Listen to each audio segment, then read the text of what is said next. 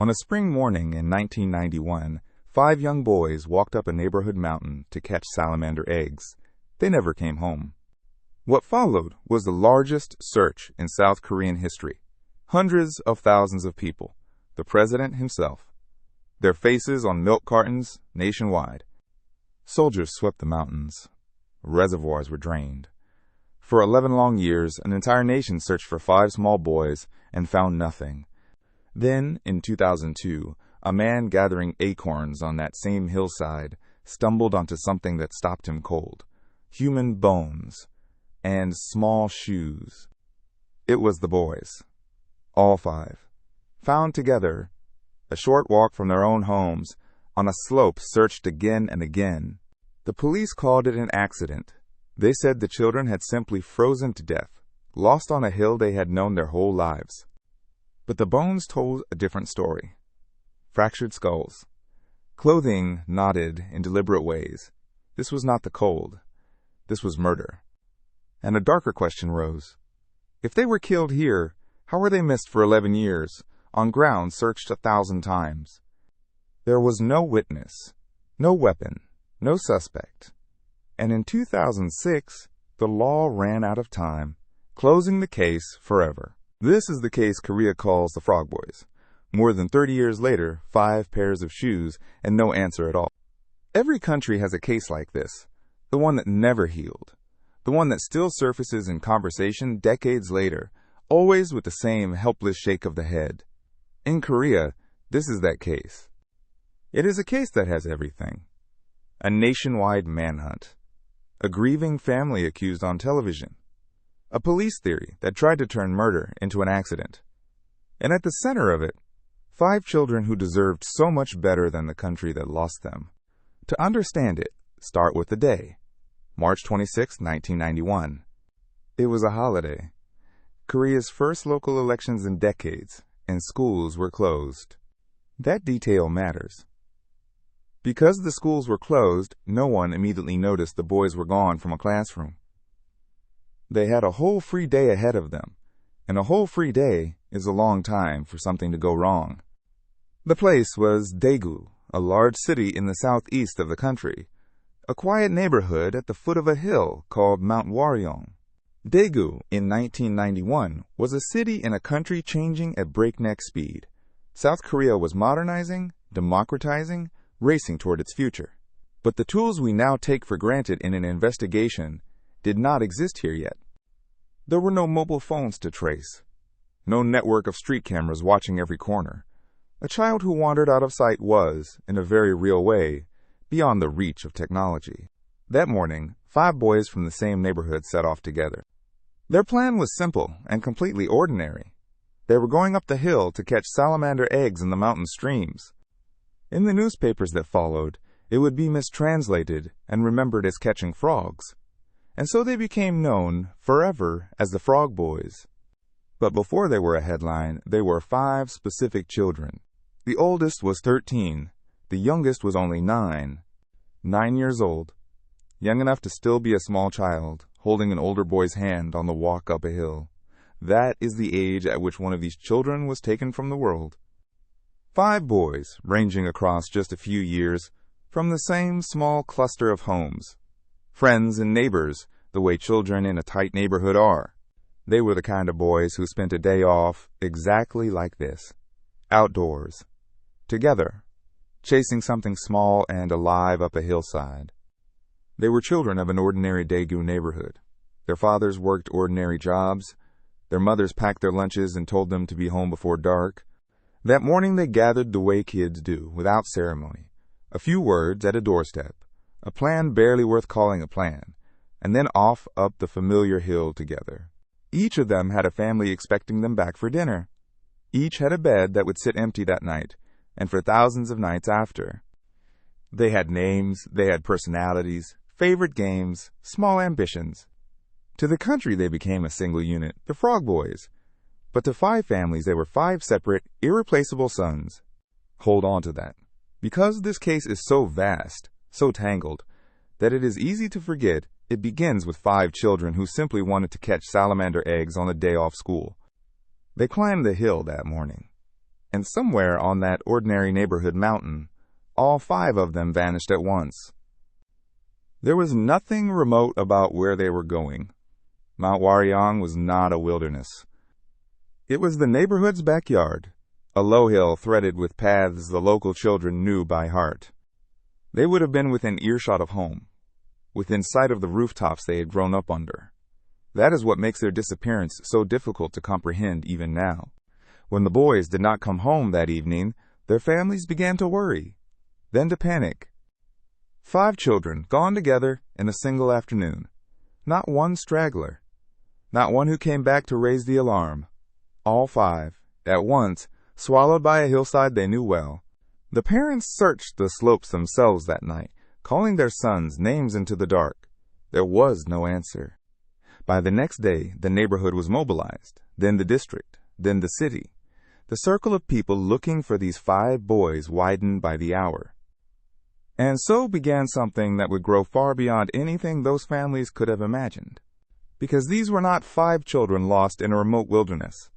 This was a hill at the edge of a major city, minutes from their homes. The disappearance gripped the entire nation almost immediately. Part of it was the number. 1 missing child is a private agony. 5 missing children, all at once, from one neighborhood, was something the whole country could not look away from. Part of it was the innocence of it. They had gone to catch salamander eggs. There is no more harmless errand a child could invent.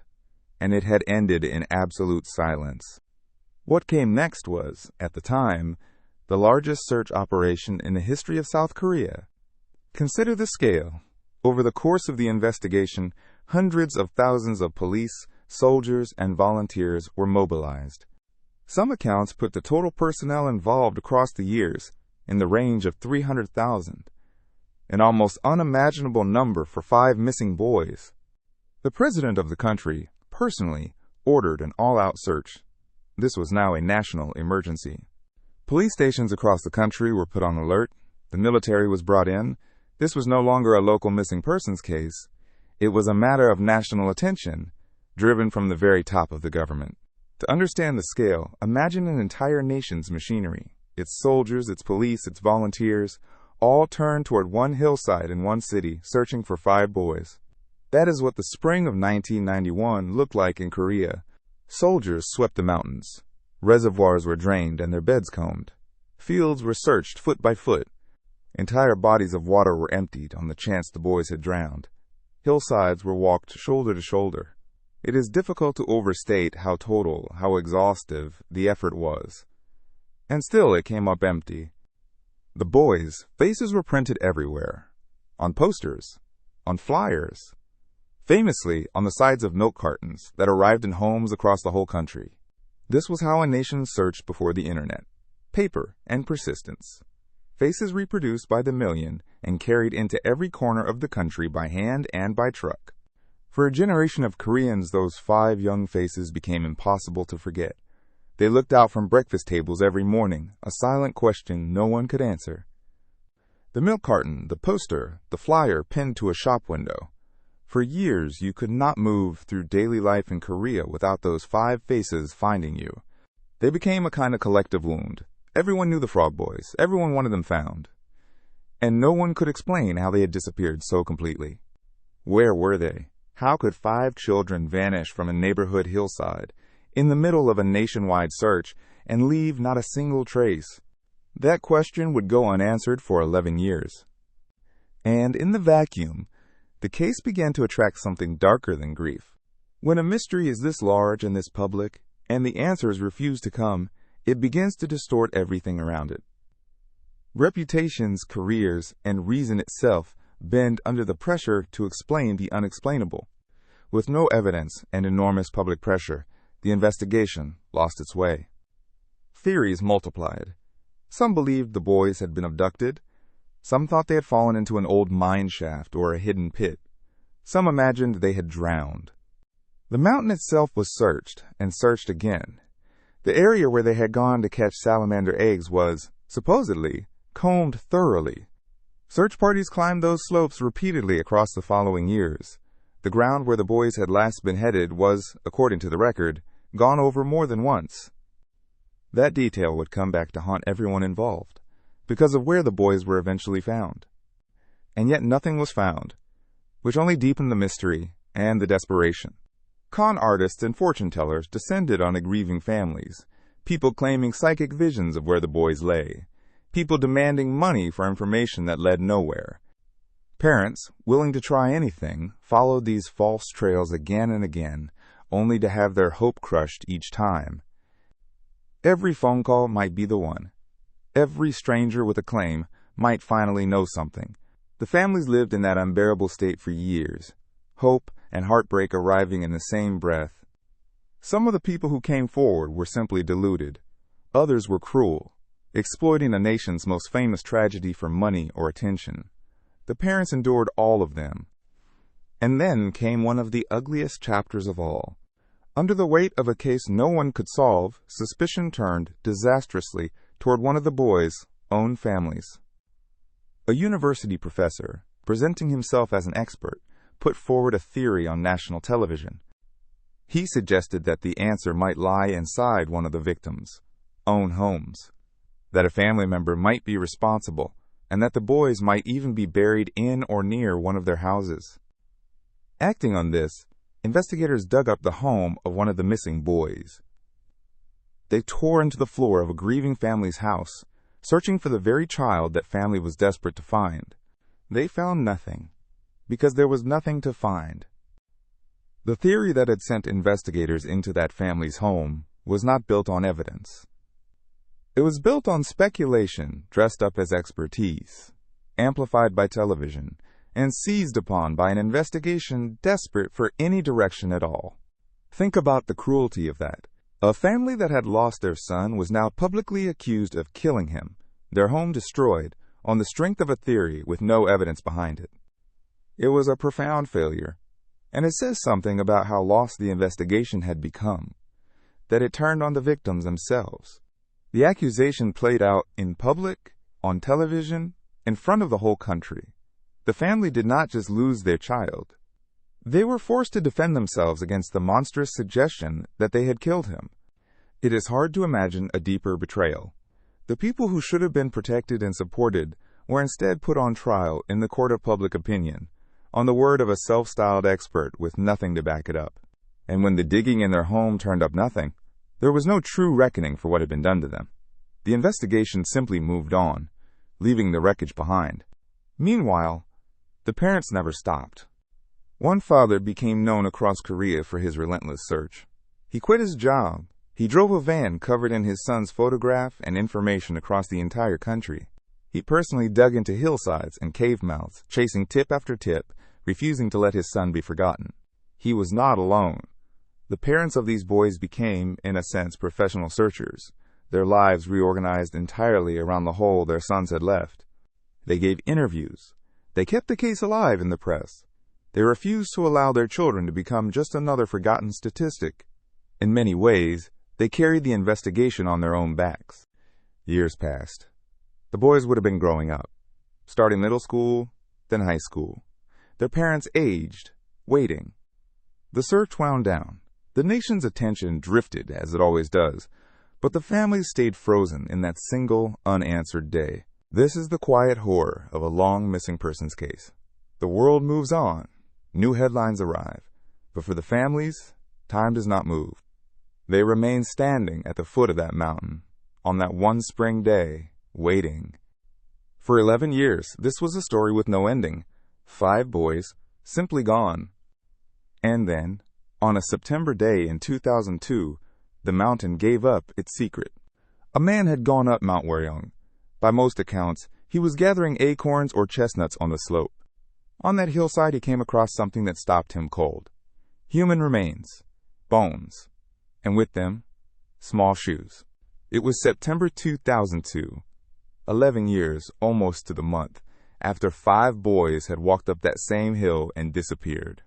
The remains were not deep in some inaccessible ravine. They were on the mountain the whole country had searched. That single fact would fuel questions that have never been resolved. Police were called, and what they uncovered confirmed the worst. It was the boys, all 5 of them, found together on the very mountain where they had disappeared 11 years earlier. a short distance from their homes, on a slope that search parties had crossed, supposedly, countless times. The bodies were found together, grouped in one place. 5 children who had set out together, and were now, at last, found together. For the families, there was a terrible kind of relief in it. After 11 years, they finally knew where their sons were, and in the same instant, any last thread of hope that they might still be alive was cut. For the families, it was the end of one nightmare and the beginning of another. Their sons were found, but found like this. For 11 years, they had clung, against all odds, to the smallest possibility that their boys were alive somewhere. That thread, however thin, had kept them going. The discovery on the mountain severed it completely, and immediately a new and burning question took over. How did they die? For 11 years, the question had been where. Now, at last, that question was answered, and in its place rose a far darker one. Not where, but how, and at whose hands. This is where the case turns from tragedy to something far more sinister. The police reached an early conclusion, and it stunned the country. Their initial explanation was that the boys had died of exposure, that they had gone up the mountain, become lost, been caught by cold weather, and frozen to death together where they lay. Picture what that theory actually asks you to believe. 5 local boys, familiar with this hill, becoming so lost within walking distance of home that not one of them could find the way back, and all of them lying down in the same place to die. Hypothermia. An accident. A terrible, natural misfortune. For the police, it was in some ways a tidy conclusion. No killer to find, no suspect to chase. A tragedy, but not a crime. For the families, and for much of the public, it was an insult. It did not match the evidence, and it did not match common sense. But that explanation collapsed almost as soon as people looked closely. Consider the objections. These were local boys, on a hill they knew, minutes from home, in a season that was cold but not deadly. For all 5 to become so hopelessly lost, so close to home, that they all froze to death in one spot strained belief past breaking. And then the forensic examination began. It was carried out by university experts who studied the remains in detail.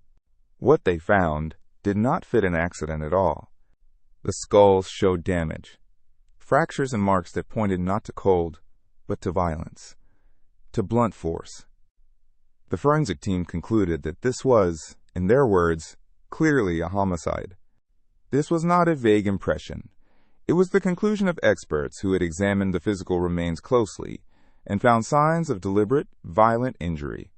The marks on the bone were the kind left by force, not by cold, and cold does not fracture a skull, another person does. That single medical fact reframed the entire case. These boys had not simply been lost. Something or someone had done violence to them. The 11-year mystery was not the story of an accident. It was the story of an unsolved murder. There was more. The way the boys' clothing was found raised its own dark questions. Some of the garments were reportedly knotted and tied in unusual, deliberate ways. Not the random disarray of children lost in the woods, but something that looked intentional. To many, it suggested the boys had been bound, or their clothing used to control or restrain them. Children who freeze to death do not tie their own clothes into deliberate knots.